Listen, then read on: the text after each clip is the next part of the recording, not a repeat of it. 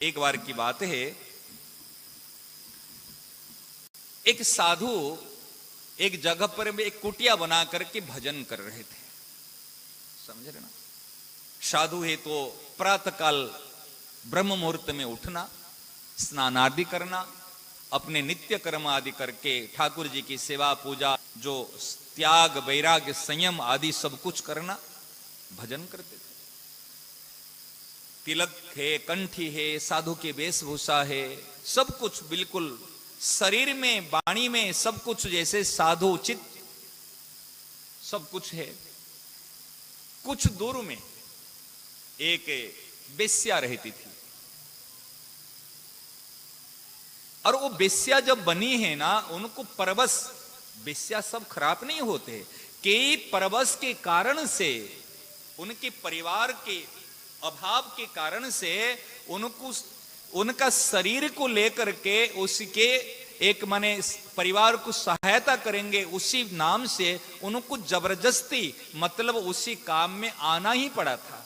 वो जो वेश्या थी वो जानबूझकर नहीं है, एक तो परिवार का अभाव और व्यक्तियों का सहयोग लेने के कारण से उनको मजबूरी पूर्वक उसी काम में आना पड़ा, जो नहीं चाहते हुए भी इस प्रकार। लेकिन सदा ही मन में ग्लानि थी, मैंने जीवन में कुछ नहीं कर पाया।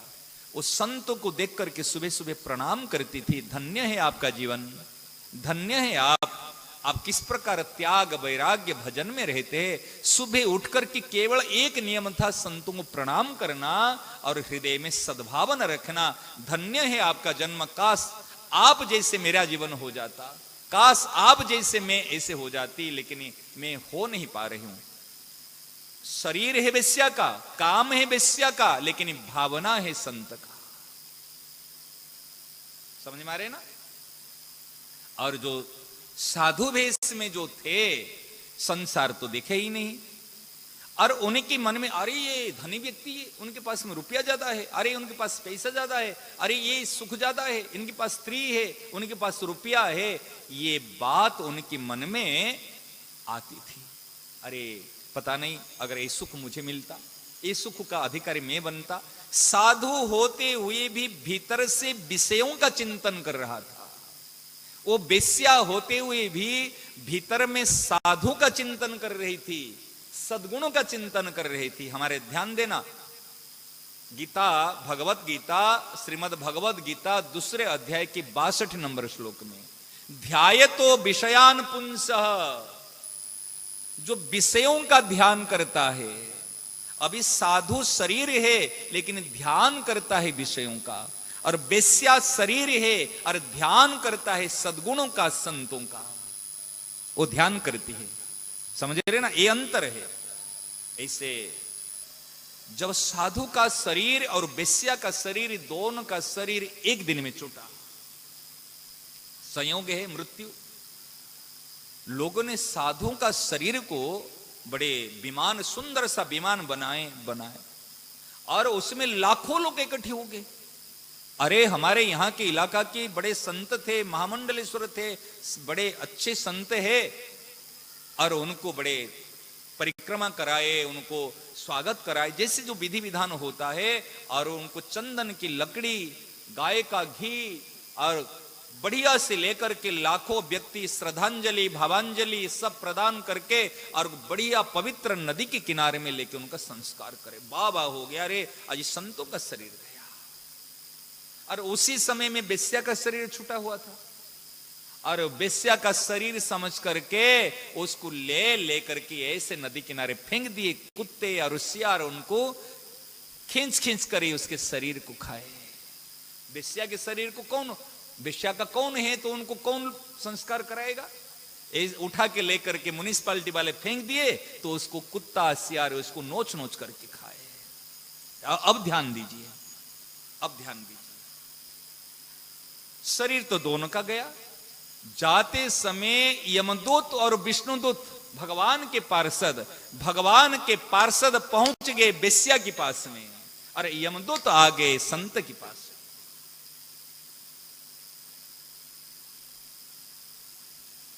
ध्यान देना,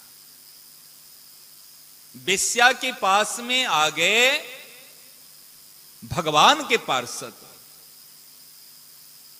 और संत के पास में आ गए यमदूत। संत कह रहा, अरे तुम कौन हो? कि हम यमदूत है।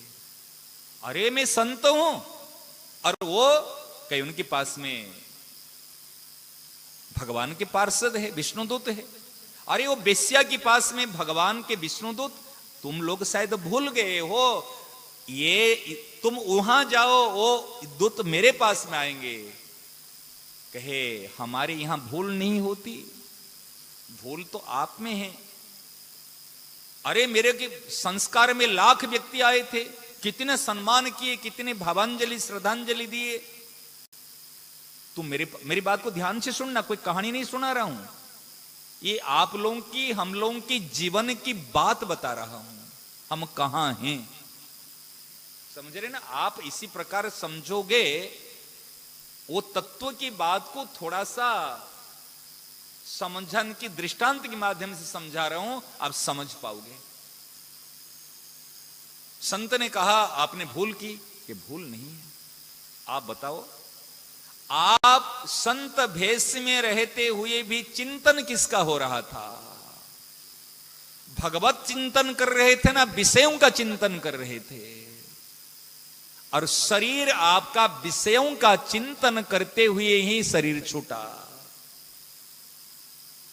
अंत काले च मामेव स्मरण मुक्त्वा कलेवरम। अंत समय में जो जिसका चिंतन करता है, भरत जी ने आज हिरण का चिंतन किया तो हिरण्यों की प्राप्त कर लिए। अभी अंतिम समय में आपने चिंतन क्या था? विषयों का चिंतन। शरीर तो आपका संतों का था, सज्जन का था। शरीर साधु संत का होने के नाते आपको सम्मान मिला। चंदन की लकड़ी और गाय का घी से आपका संस्कार किया गया। लाखों व्यक्ति आपको जय जयकार बोले, श्रद्धांजलि मिली। ये शरीर संत होने का फल आपको मिल गया।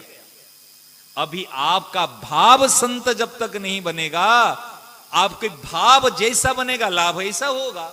लेकिन वो बेश्या का शरीर था, तो बेश्या का शरीर होने के नाते गट्टर में डाल दिए और कुत्ते सियार इसको खींच खींच के खाया।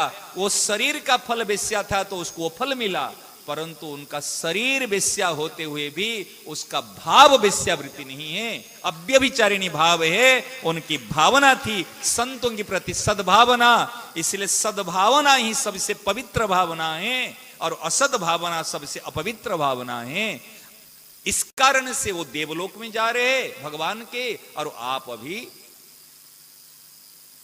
यमराज की वहां पर जा रहे हैं। वो यूं की आंख फटी सी रह गई और ऐसे रह गए। कारण क्या है? तो पवित्रता क्या है? सबसे बड़ी पवित्रता, श्रेष्ठ पवित्रता है हमारी भावना। हमारे अंदर में सद्भावना है कि हमारे अंदर में दुर्भावना है।